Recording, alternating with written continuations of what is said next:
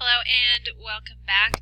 We're going to be continue our discussion about civil rights. Last time we talked about Dr. Martin Luther King Jr., his journey to help gain equality for all peoples, March on Washington, which of course was to help get that Civil Rights Act passed. So the Civil Rights Act of 1964 was passed, and it prohibited discrimination based on race, religion, national origin, and gender. From there, the Voting Rights Act of 1965 was passed, which eliminated literacy tests, which had been part of those Jim Crow laws down in the South.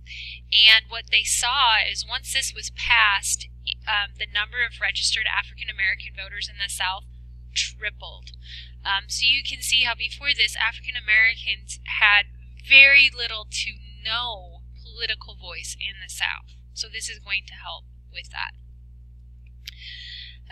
Like we talked about last time, it wasn't just the South that had segregation and racism. It was also in the North and in the West. The North had what we call de facto segregation. Basically, the segregation existed instead of by law, by custom, or by social practices. It was what people did. And as the North is going to become getting desegregated also, you're going to see a lot of violence erupting. New York City is going to have some huge riots which happen, which you can see a picture. Los Angeles is also going to be another city that has a lot of riots. A lot of violence is going to break out. Rioting isn't just in these cities. You're going to see it in places like Detroit. A lot of the major cities, Cleveland, are going to have these protests that are breaking out to get rid of segregation in the North and in the West. So we've been kind of focusing on nonviolent protests and talking about those. It's important to know that there were also other forms of protests that were happening during this time, especially as the civil rights movement continued to carry on as we go into the 60s. Stokely Carmichael had been a part of Dr. King's ideas of nonviolence and is going to break away and really call for what was known as Black Power. And Black Power was a call for Black people to begin to define their own goals and lead their own organizations. And Stokely Carmichael is going to believe that this might have to happen with violence in some cases. Another leader is going to be Malcolm X. Malcolm X is really going to have a large following. He is going to say that racism and segregation, all of these things are really a product of white culture, and is going to push to end all of these and ask that African Americans really take their destiny into their own hands, and he will also say that this might have to happen through violence. The Black Panthers are going to be another group. They are going to be founded out in Oakley, California. They are going to be a political party and a group which was found in the ghettos. It was really formed in the beginning to fight police brutality that was being found in Oakley, California. Some of the things that the Black Panthers are going to want is full employment, decent housing, and that should say exempt African Americans from military service.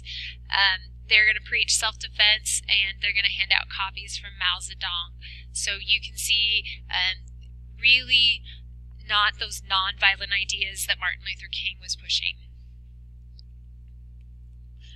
So these are just some pictures so you can see. And with the Black Panthers, you can see they're carrying weapons.